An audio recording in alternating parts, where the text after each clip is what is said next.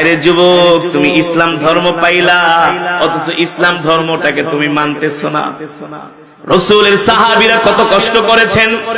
সালমান ফার্সি ওই খ্রিস্টান পাদ্রীর হাত ধরে বলেন সত্যি করে বলেন, আমি এই নবীকে কোথায় গেলে পাবো? এ সালমান, এই রোম পারস্যে তুমি এই নবীকে পাবা না। এই নবীকে পেতে হলে তোমাকে যেতে হবে মক্কায়, যেই মক্কা হলো পাথরের দেশ, খেজুরের দেশ, মরুভূমির দেশ। ওই দেশে গেলে তুমি আল্লাহর নবী মুহাম্মদ সাল্লাল্লাহু আলাইহি সাল্লামকে পেয়ে যাবা। কিন্তু সালমান, শোনো শোনো, তুমি যে ওই নবীকে পাওয়ার জন্য যাইবা, শেষ জামানায় কিন্তু অনেকেই নিজেকে নবী দাবি করবে। কথা বলেন, শেষ জামানায় কিন্তু অনেকেই নিজেকে শেষ নবী দাবি করবে। কিন্তু শেষ নবীকে চিনার তিনটা আলামত আছে। কয়টা আলামত? শেষ নবীকে চিনার তিনটা আলামত আছে। এই তিনটা আলামত দেখা তুমি তোমার নবীকে চিনা নিবা। সুবহানাল্লাহ। সালমান ফার্সি খ্রিস্টান পাদ্রীর হাত ধরে বলে, আপনি আমাকে অনেক বড় উপকার করেছেন, এবার বলেন আমি কিভাবে সেই নবীকে চিনব? বলে, তুমি যখন সেই নবীর সাক্ষাৎ পেয়ে যাবা, তার মধ্যে তিনটা আলামত, তিনটা প্রমাণ, তিনটা চিহ্ন পাওয়া যায় কিনা এটা তুমি কষ্টি পাথরে যাচাই করবা। যদি তিনটা আলামত তার মধ্যে তুমি পেয়ে যাও, তাহলে বুঝে নিবা সেই হলো শেষ জামানার নবী। আল্লাহু আকবার। তার হাতে হাত রেখে কালেমা পড়ে মুসলমান হয়ে যাবা। সালমান ফার্সি বলেন, তাহলে শেষ নবীকে চেনার আলামত গুলো বলেন। বলে, এক নাম্বার হলো শেষ জামানার নবী মুহাম্মদ ইবনে আব্দুল্লাহ মানুষের সৎকার মাল গ্রহণ করবে না। দুই নম্বরে তিনি হাদিয়া গ্রহণ করবেন।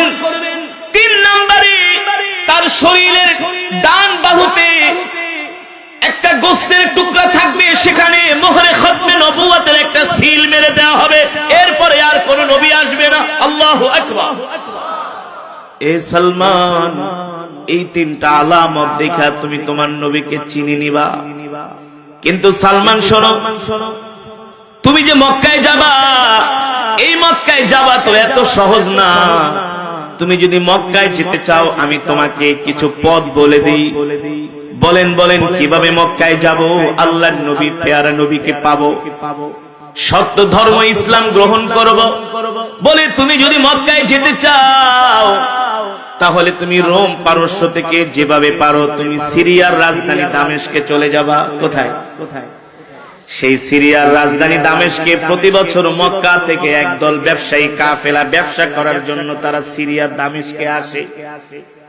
সেখানে তারা ব্যবসার মৌসুমে ব্যবসা করে, আবার মৌসুম শেষে তারা আবার মক্কায় ফিরে যায়।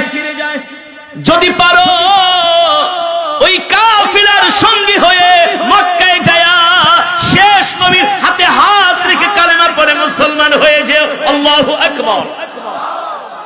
তাহলে তোমার কপাল খুলে যাবে। সালমান ফার্সি বলেন, আমার পাদ্রীর কথা শোনার পরে আমার আর কিছুই ভালো লাগে না। ভালো লাগবে কিভাবে? সালমান ফার্সি বলেন, আমি তো আল্লাহর নবীকে পাওয়ার জন্য ব্যাকুল হয়ে গেছি। বাড়িতে যাই, খাওয়া ভালো লাগে না, ঘুম ভালো লাগে না। একদিন আমি আমার মাকে ডেকে বললাম, মা, আমি আর রোম পারস্যে থাকবো না। এ বাবা, কেন রোম পারস্যে থাকবি না? কোথায় যাবি? বলে, মা, আমি মক্কায় চলে যাব। কেন মক্কায় চলে যাবি রে বাবা? আমি তোর জন্মদাত্রী মা, যেই মা তোকে 10 মাস 10 দিন গর্ভে ধারণ করে লালন করছি, ওই মাকে রেখে তুই কেন চলে যাবি? বলে, মা, আমি আমাদের ধর্মীয় গ্রন্থের মধ্যে পাদ্রীর কাছে শুনেছি শেষ জামানায় একজন নবীর আবির্ভাব হবে। সেই নবীর নাম হলো মুহাম্মদ ইবনে আব্দুল্লাহ। আর তিনি যেই ধর্ম নিয়ে দুনিয়াতে আসবেন, সেই ধর্মই হলো সত্য ধর্ম, সেই ধর্মই হলো মুক্তির ধর্ম। মা, আমি মক্কায় যে সেই নবীর হাতে হাত রেখে শান্তির ধর্ম ইসলাম গ্রহণ করতে চাই। কিন্তু কোন মা কি সন্তানকে যেতে দেয় নাকি? বলেন, দিবে? কোনদিন সম্ভব? সালমান ফার্সির মা বলে, বাবারে, আমাকে রেখে যেতে পারবি না, তুই আমার একমাত্র সন্তান, তুই আমার একমাত্র পুত্র সন্তান। সালমান ফার্সি তার বাবাকে ডাক দিয়া বলে, শোনো শোনো, দেখো তোমার ছেলে কি বলে, কোন মক্কায় নাকি কোন নবী আছে, সেই নবীর কাছে নাকি সে যাবে। সালমান ফার্সি বাবা যখন তাকে জিজ্ঞেস করলেন, বাবা তুমি কোথায় যাবা, বলে আমি মক্কায় যাব। কার কাছে যাবা, বলে সেখানে একজন শেষ নবী আছে, আমি তার হাতে হাত রেখে ইসলাম ধর্ম গ্রহণ করব। আল্লাহু আকবার। সালমান ফার্সির বাবা ভেবেছিলেন হয়তোবা সন্তানকে জিনে ভূতে ধরছে, বুঝলেন। বড় একজন তাদের ধর্মের একজন লোক ডেকে এনেছেন, যিনি এই সমস্ত মানুষের চিকিৎসা করতে পারেন। একজন খ্রিস্টান পাদ্রী এনে বলে, দেখেন আমার ছেলে কি বলে। খ্রিস্টান পাদ্রী জিজ্ঞেস করে, এই কি বলো তুমি, বলে আমি মক্কায় যাব। কেন যাবা, বলে মক্কায় শেষ নবী আসছে, আমি তার হাতে হাত রেখে কালেমা পড়ে মুসলমান হয়ে যাব। আল্লাহু আকবার। সালমান ফার্সি মক্কার কথা বলে, আর খ্রিস্টান পাদ্রী শুধু জিহ্বায় কামড় দেয়, বলে বল এটা কি। আর এটা তো আমরাও জানি, আমরা তো এটা প্রকাশ। সে কিভাবে জানলো, সে কিভাবে জানলো? আল্লাহর কোরআন। এ বাবা, তুমি যদি সত্যের উপরে চলতে চাও, আল্লাহ সত্যের পথে চলা তোমার জন্য সহজ করে দেয়। তুমি যদি হেদায়াত চাও, তাহলে আল্লাহ তোমাকে হেদায়াত দিবে। হেদায়াত না চাইলে আল্লাহ তোমাকে জোর করে হেদায়াত দিবে না। আল্লাহর কোরআনের আয়াত। সালমান ফার্সি বলতেছে, পাদ্রী আপনি আমাকে যত প্রশ্ন করেন কোনো লাভ হবে না, আমি আর মক্কায় থাকবো না, আমি আর রোম পারস্যে থাকবো না, মক্কায় চলে যাব।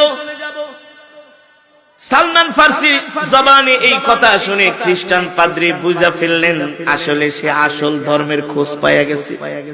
তুই তো আসল জিনিস খোঁজ পাইয়া গেছিস, বুঝেন নাই? কয় কি শেষ নবী মুহাম্মদ ইবনে আব্দুল্লাহ, এত কথা তুই কোথা থেকে জানোস? ইন্না দীনা ইনদাল্লাহিল ইসলাম, সত্য ধর্ম ইসলাম, এত কথা কোথা থেকে জানো? তিনি সালমান ফার্সির বাপরে ডাক দিয়েছে, এদিকে আসেন। কি দেখলেন ছেলেরে বুঝা? কেস মারাত্মক। কেস কি হয়েছে? আমারে বাইকটা খাওয়াইলে কোনো লাভ হইব না, আমাকে বেটে খাওয়াইলে কোনো লাভ হইব না। কি হয়েছে? আপনার ছেলে তো আসল জিনিস খুঁজা পায়া গেছে। কি কোন বুঝি না। শুনেন, শেষ জামানায় একজন নবী আসবে, মুহাম্মদ ইবনে আব্দুল্লাহ। সে কিভাবে জেনে গেছে? সে মক্কায় আসবে, মক্কায় অলরেডি চলে আসছে, তার ধর্ম প্রচার করতেছেন তিনি। সেখানে নাকি যে সে কালেমা পড়ে মুসলমান হবে। সুবহানাল্লাহ, জোরে বলেন সুবহানাল্লাহ। এই কথা শোনার পরে সালমান ফার্সির বাবা কান্না করতেছেন, সালমান ফার্সির মা কান্না করছেন, বোনেরা কান্না করছেন, আত্মীয় স্বজনরা কান্না করছেন, আর বলতেছেন, সালমান তুমি আমাদেরকে ছেড়ে যেও না, তুমি আমাদের একমাত্র সন্তান রে সালমান। আমি মা তোমাকে 10 মাস 10 দিন গর্ভে ধারণ করে লালন করেছি, এই জন্মদাত্রী মাকে ছেড়ে তুমি কোথায় যাবা? সালমান ফার্সির বাবা এসে বলে, বাবা রে, তুমি আমার কাছে যা চেয়েছো তোমাকে তাই দিয়েছি, আমি তোমার মনের কোনো আশা অপূর্ণ রাখি নাই রে বাবা। এ বাবা, একবার আর মুখ দিয়া উচ্চারণ করো না, তুমি আমাদেরকে রেখে মক্কায় চলে যাবা। সালমান ফার্সি বলে, মা, বাবা, মা আপনি আমাকে জন্ম দিয়েছেন, বাবা আপনি আমাকে বড় করেছেন, আমি আপনাকে ভালোবাসি, শ্রদ্ধা করি, কিন্তু শেষ জামানায় যে নবী এসেছেন, ওই নবীকে ছাড়া আমি সালমান বাঁচতে পারবো না। আল্লাহ তাকে হেদায়েত দিয়েছেন, ঠিক কিনা বলেন? এবার সালমান ফার্সির বাবা বলে, বুঝছি এইভাবে ঘরের মধ্যে রাখা যাবে না। সালমান ফার্সির 2 হাতে শিকল দিয়ে তালা মারলেন, 2 পায়ে শিকল দিয়ে তালা মেরে ঘরের খুঁটির সাথে আটকিয়ে দিলেন, আর বললেন, আজ থেকে তোমাকে ঘর থেকে বের হতে দিব না, আজ থেকে তোমার বাহিরে যাওয়া নিষেধ। ইতিহাসের মধ্যে এসেছে, সালমান ফার্সিকে 1 দিন 2 দিন না, বছরের পর বছর ঘরের ভিতরে এভাবে তাকে শিকল দিয়ে আটকিয়ে রেখেছেন। না খেতে খেতে সালমান ফার্সি শুকিয়ে গেছেন। একদিন মা তাকায় দেখে, হায় রে, এত আদরের সন্তান, এত সুন্দর সুদর্শন সন্তানটা দিন দিন না খায় না ঘুমায়, শুধু এক আল্লাহর নবী মুহাম্মদ ইবনে আব্দুল্লাহর কথা বলে, ইসলাম ধর্মের কথা বলে, মা মনে মনে চিন্তা করে চোখের সামনে ছেলেটা এভাবে নিঃশেষ হয়ে যাবে, এটা আমি মা কোনোদিন হতে দিতে পারি না। সালমান ফার্সির মা আয়েশা বলে, বাবা রে, আমি যদি তোমার হাতের বাটটা খুলে দেই, পায়ের শিকলটা খুলে দেই, তুমি কি সেই মুহাম্মদ ইবনে আব্দুল্লাহকে ভুলে যাবা? সালমান ফার্সি বলে, না না মা, ভুলে যাব না। মা আপনি শুধু আমার একবার হাতের শিকল পায়ের শিকল খুলে দেন, আমি এক মুহূর্ত আর রোম পারস্যে থাকবো না, আমি মক্কায় চলে যাব। সালমান ফার্সির মা দেখতেছেন সন্তানকে যদি না ছেড়ে দেয় সন্তান মারা যাবে।